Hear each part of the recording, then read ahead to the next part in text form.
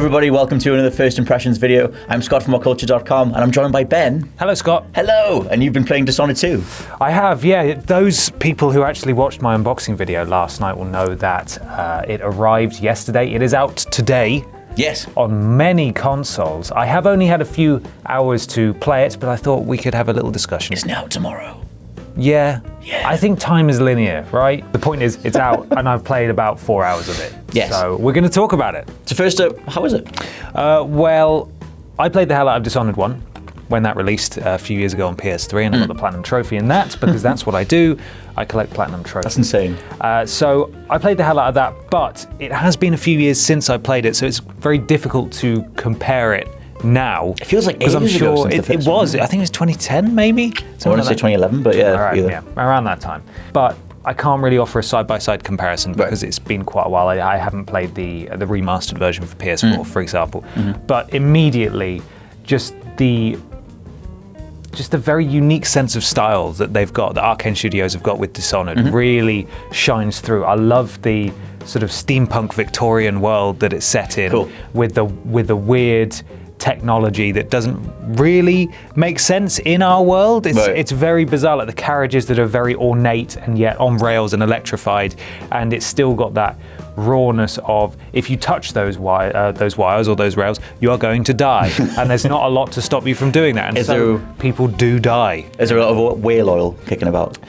There is whale oil, although there is less of it because there was a big deal made out of that in the first game. And of course, in the first game, there was a rat plague, which was running rampant. That's now been sorted. And instead, in this new land that you go to, they've got blood flies, which are horrid. So blood flies lay eggs in dead people. And then they hatch out very quickly. They're great big flies, and they're harmless in, if there's 2 or 3 of them. But they have entire buildings just sort of on lockdown that more often than not you will need to go through to get something or to find secrets. And you'll hear them. There'll be giant angry red sort of honeycomb nests in there all over the place. And you go in, and if they're attracted to speed and movement and sound. And the living. And the living, really. How much of an environmental hazard are they, and how much do they get in the way of the general gameplay? Well, as yet, I haven't encountered a place where there are actual enemies and blood flies at the same time. They seem to be exclusively in their own area. Because you must be able to seek them on the enemy. Probably. You can destroy the nests using crossbows, for example. So I imagine that will come into effect at some point. But that currently hasn't happened. But to sort of set up the premise of Dishonored 2 and what's happened. You play as, or you don't have to play, you can play as Emily or Corvo. Does it just let you choose from the very beginning? It doesn't at the very beginning. At the very beginning, you are Emily. You are first person Emily. Oh, cool. And the way they do they have a few sort of cinematic cutscenes, but most of the time, all the cutscenes are in first person, and you have sort of a limited control of the right analog stick to look around at what's going on. So yeah, you're Emily. You're celebrating really. It is the term they use in the game. The 15th anniversary of her mother's death, and she's there in the sort of the receiving area of the Empress's palace. So you're walking up to the throne. You sit down. And the Lord Protector, who is also your father, Corvo, the protagonist from the first game, is also there. And basically, you sit down, and he says some things to you, blah, blah, blah. And then someone comes in and says, hey, we're from a foreign land. We wanted to pay tribute to you. Here's someone who's going to take your throne. And then, Game of Thrones. Yeah, exactly. So then there's a huge coup. At the time, I was playing it and thought, this is a bit weird. Why is it suddenly, because the guy who just pops up says, arrest them, arrest the usurper, the usurper of the throne. And they're just like, cool, yeah, let's arrest the usurper. And I thought, this is weird. But then actually, as it continues, it turns out there was a massive coup, and you come across loads of dead guards as well. You get surrounded, and it's like, would you like to play as Emily, or would you like to play as Corvo? Corvo obviously comes with all his powers from the first game, although I haven't played as Corvo yet, so I don't know if it does the video game thing where it rips your powers away. I don't think it and you have to build it up from the start, or how that would work. But Emily obviously doesn't have the mark from the outsider, so she's got no powers to begin with, and none at all. It's not to begin with, and it's not for a little while until you actually meet the outsider, And even then, you can refuse him and start a playthrough without powers. Okay, that's cool. I know it's ridiculous because the whole selling point is the powers. I know. I quite like that. It's absurd, and it really emphasizes that you can play this game in how, whatever manner that you want. Right. And that is evidence as soon as you get out of the palace, as soon as you escape Dunwall and go to the new location. Do that?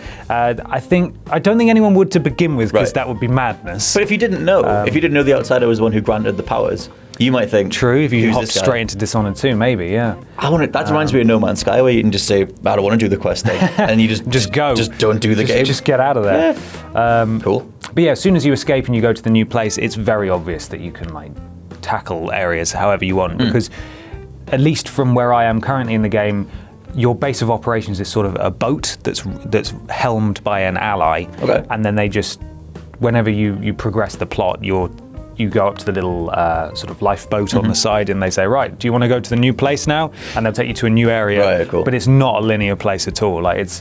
It's big. They're big areas where you can go through the buildings with the blood flies in that are infested, or you can sneak through the alleyways, or you can use the equivalent of Blink from the first game to teleport up and just hide from everyone, or you can charge straight through. So in those sort of small areas or whatever, is there a way, can you switch characters for one, and are there side missions to pick up on, or can you just explore? No, immediately after you select your character, I don't know what would happen if you picked Corvo, but Corvo, if you select Emily, Corvo is basically trapped in carbonite, essentially. And it's been a while since someone's been trapped in carbonite. Yeah, so it appears that the usurper has powers of her own, and then it's you basically working from this boat, going through locations systematically to retrieve allies from the first game and incapacitate her inner circle before essentially building back up to going to Dunwall and taking her out. Oh, cool. And the Duke of this new location that you go to is basically one of her besties.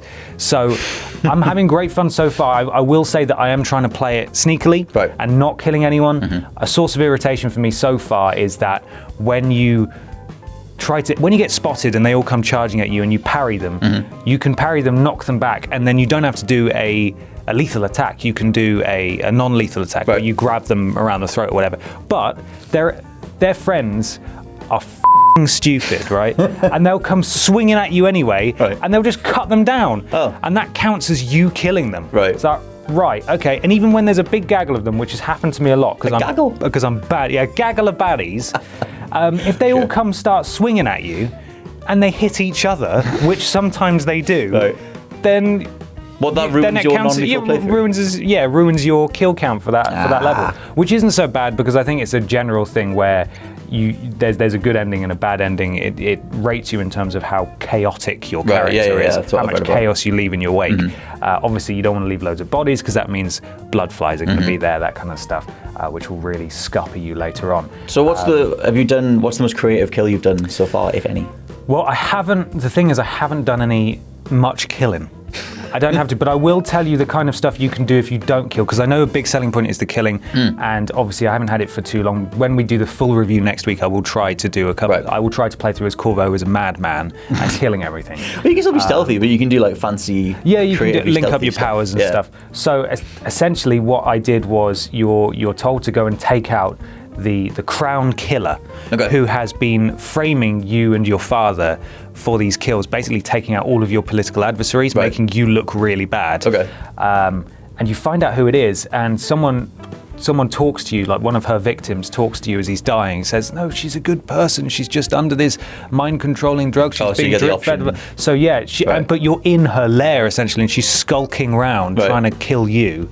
And that's well cool. If you can just go up and stab her in the back, or because if you try a non-lethal takedown, she'll turn around and push you away. So you have to kill her. Or if you loot the corpse of the guy who just died, there are instructions on how to create a serum, and you have to go further into that building to get the serum to come back, and then stealth take her down with the thing, and then she comes back onto the boat and helps you out. Or you can just kill her, and that's the end of the mission, and you just leave and run away. So even though I'm not doing ridiculous, crazy kills, there is a huge variety in gameplay still available to me. But there we go. That's all for now. It is. But make sure you check back next week for our full review. And if you are getting it today, I hope you enjoy it, because it is very good so far. I've been Ben from What Culture. It's been Scott from What Culture, and thank you for watching.